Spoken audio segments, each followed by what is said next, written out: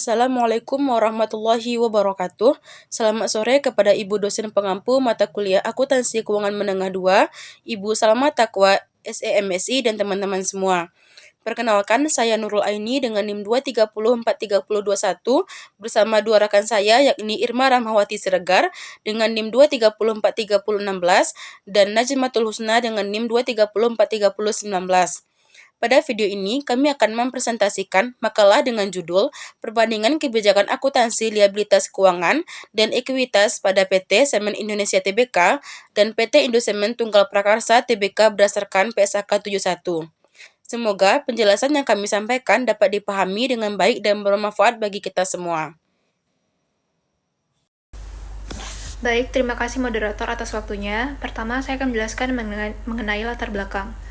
Perkembangan bisnis yang semakin kompleks menuntut perusahaan menyajikan laporan keuangan yang adil dan relevan. Salah satu bagian penting dari laporan keuangan adalah liabilitas keuangan dan ekuitas, yang menggambarkan bagaimana perusahaan mendapatkan pendanaan.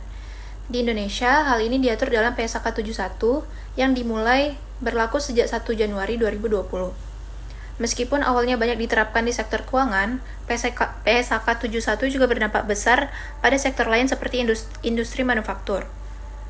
Dua contoh perusahaan besar yang menerapkan standar ini adalah PT Semen Indonesia Tbk dan PT Indosemen Tunggal Praksara Tbk. Melalui laporan keuangan mereka, khususnya LPK dan CLK, kita bisa menganalisis bagaimana penerapan PSAK 71 dilakukan dalam hal liabilitas dan ekuitas.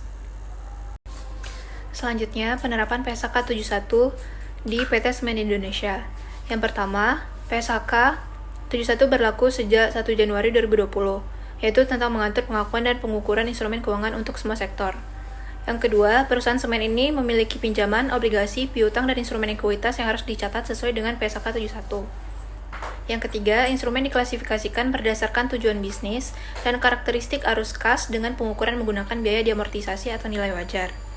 Yang keempat, perusahaan wajib mengungkapkan resiko kredit, nilai wajar, dan kebijakan akuntansi secara jelas dalam laporan keuangan.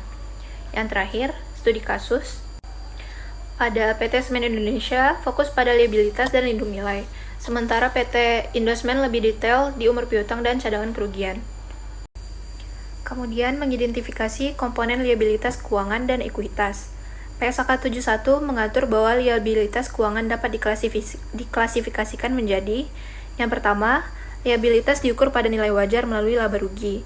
Yang kedua, liabilitas diukur pada biaya perolehan diamortisasi. Kebijakan umumnya yang pertama, pengakuan awal pada nilai wajar ditambah biaya transaksi.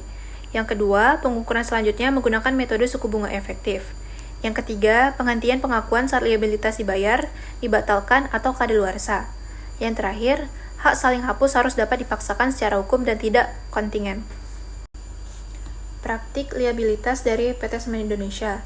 Yang pertama, PT Semen Indonesia memiliki berbagai liabilitas seperti utang usaha dan pinjaman bank. Yang kedua, liabilitas diukur terutama dengan metode biaya perolehan diamortisasi sesuai dengan PSAK 71. Yang keempat, perusahaan menerapkan saling hapus atau offsetting liabilitas dan aset keuangan jika memenuhi syarat hukum dan tujuan bisnis. Yang keempat, tidak ada liabilitas yang dinilai berdasarkan nilai wajar melalui laba rugi atau FVTPL. Praktek liabilitas dari PT Indosemen. Jenis liabilitas meliputi utang usaha, utang bank jangka pendek, liabilitas sewa, dan uang jaminan. Perlakuan akuntansi liabilitasnya secara umum mirip dengan PT Semen Indonesia. Penilaian khusus dilakukan terhadap perjanjian pembiayaan dengan pemasok untuk memastikan kewajiban tercatat dengan tepat. Untuk utang piusahanya, PT Indosemen menerapkan model kerugian kredit expectation sesuai dengan PSAK 71. Sekian pemaparan materi dari saya kembalikan kepada moderator. Selanjutnya, perlakuan akuntansi ekuitas berdasarkan PSAK 71. Yang pertama, untuk PT Semen Indonesia, 1. Ekuitas diukur berdasarkan substansi perjanjian. Yang kedua, instrumen ekuitas dicatat sebesar jumlah diterima setelah dikurangi biaya penerbitan. Penjelasannya, ekuitas yang diterbitkan oleh perusahaan diklasifikasikan berdasarkan substansi perjanjian kontraktual yang disepakati dan berdasarkan definisi dari instrumen ekuitas. Instrumen ekuitas adalah setiap kontrak yang membuktikan adanya bunga residual dalam aset perusahaan setelah dikurangi seluruh liabilitasnya. Instrumen ekuitas dicatat sebesar jumlah yang diterima setelah dikurangi biaya penerbitan langsung. Selanjutnya untuk PT Indosemen ada 3. 1. Kepemilikan saham sendiri dicatat sebagai saham treasury. Yang kedua, tidak ada keuntungan atau kerugian dari transaksi saham treasury. Yang ketiga, selisih nilai tercatat dengan nilai jual diakui sebagai tambahan modalisator. Penjelasannya, ketika perusahaan memperoleh modal saham ekuitas perusahaan, imbalan yang dibayarkan termasuk setiap biaya tambahan yang dapat diatribusikan secara langsung setelah pajak penghasilan dikurangi dari ekuitas. Dalam laporan keuangan konsolidasian, kepemilikan perusahaan dan entitas anak atas instrumen ekuitas milik perusahaan disajikan sebagai saham treasury. Tidak ada keuntungan atau kerugian yang diakui atas pembelian, penjualan, atau pembatalan saham treasury. Selisih antara nilai tercatat dan imbalan penjualan diakui sebagai tambahan modalisator. Mengidentifikasi komponen liabilitas keuangan dan ekuitas LPK dan rincian dalam CLK dari dua laporan keuangan yang dipilih. Yang pertama, untuk liabilitas keuangan pada PT Semen Indonesia Persero Tbk, terdiri dari 1. Liabilitas jangka panjang, terdiri dari pinjaman jangka pendek, utang usaha, utang lain-lain, utang pajak, liabilitas imbalan kerja jangka pendek, uang muka penjualan, pinjaman jangka panjang yang jatuh tempo dalam 1 tahun.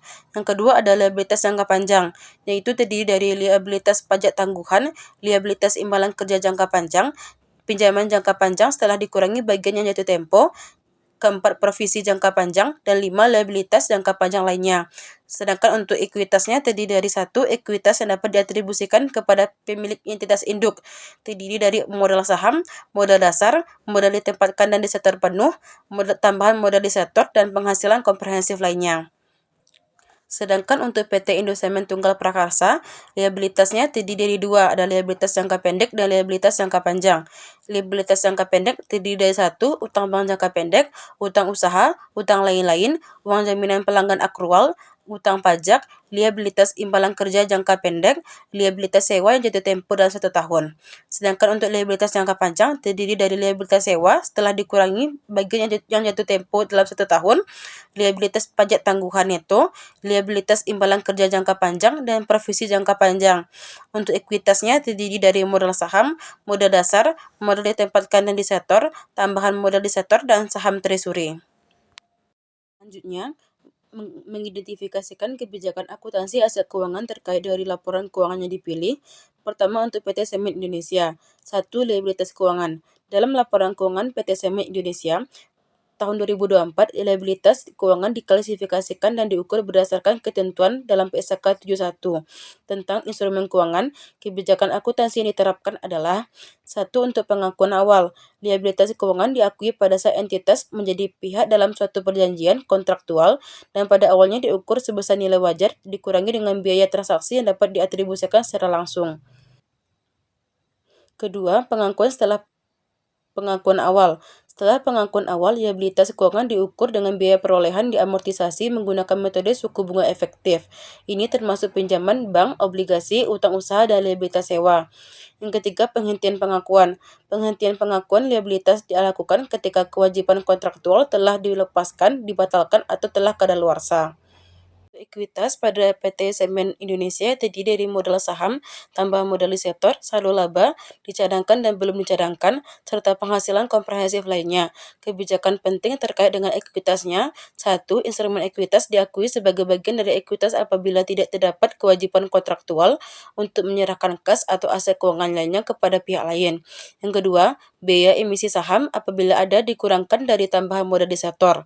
Yang ketiga, dividen tunai hanya diakui sebagai liabilitas ketika disetujui dalam rapat umum pemegang saham atau RUPS. Indonesia dan PT Indosemen sama-sama menggunakan PSK 71. 1. Untuk pengakuan liabilitas keuangan sejak kontrak disepakati. Kedua, pengukurannya, biaya perolehan diamortisasi. Yang ketiga, metode suku efektif diterapkan secara konsisten. Yang keempat, penghentian dilakukan jika kewajiban telah lunas atau dibatalkan. Dan terakhir, ekuitas, pengakuan berdasarkan substansi kontraktual.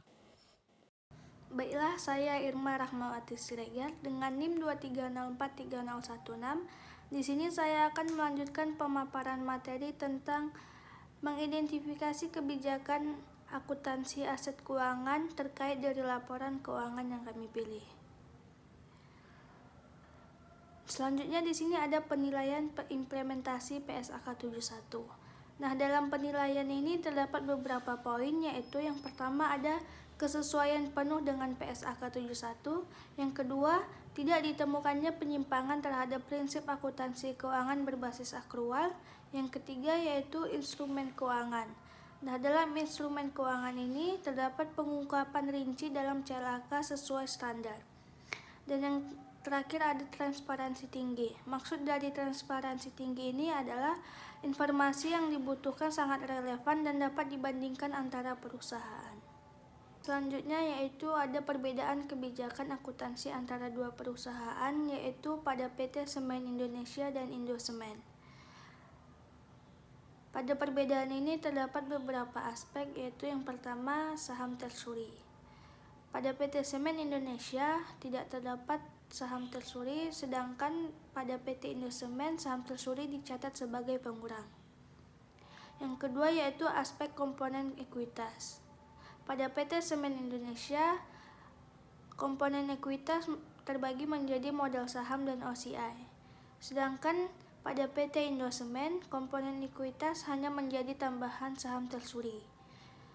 Aspek yang ketiga yaitu penyajian dividen. Pada PT Semen Indonesia dan Indosemen, penyajian dividen ini sama-sama diakui setelah RUPS. Aspek yang keempat yaitu pengukuran utang. Pada PT Semen Indonesia dan PT Indosemen juga, pengukuran utang ini dicatat sebagai biaya diamortisasi. Baiklah, selanjutnya ada kesamaan kebijakan akuntansi pada PT Semen Indonesia dan PT Indosemen. Adapun beberapa kesamaannya, yaitu yang pertama ada pengakuan awal liabilitas. Liabilitas keuangan ini dicatat pada saat nilai wajar dikurangi dengan biaya transaksi. Yang kedua yaitu ada pengukuran lanjutan. Pengukuran lanjutan ini sama dengan biaya yang diperoleh dengan metode suku bunga efektif. Yang ketiga yaitu ada penghentian pengakuan. Penghentian pengakuan ini dilakukan jika kewajiban sudah tidak berlaku dengan keseluruhannya. Yang keempat ada ekuitas. Ekuitas ini mengacu pada substansi kontraktual. Dan yang kelima ada dividen. Dividen ini diakui ketika hanya setelah RUPS. Selanjutnya yaitu ada implikasi praktis analisis kebijakan pada PT Semen Indonesia dan PT Indosemen. Adapun beberapa implikasinya yaitu yang pertama ada relevansi informasi keuangan. Relevansi informasi keuangan ini dapat membantu pemangku kepentingan dalam memahami struktur pendanaan. Yang kedua yaitu konsistensi kebijakan.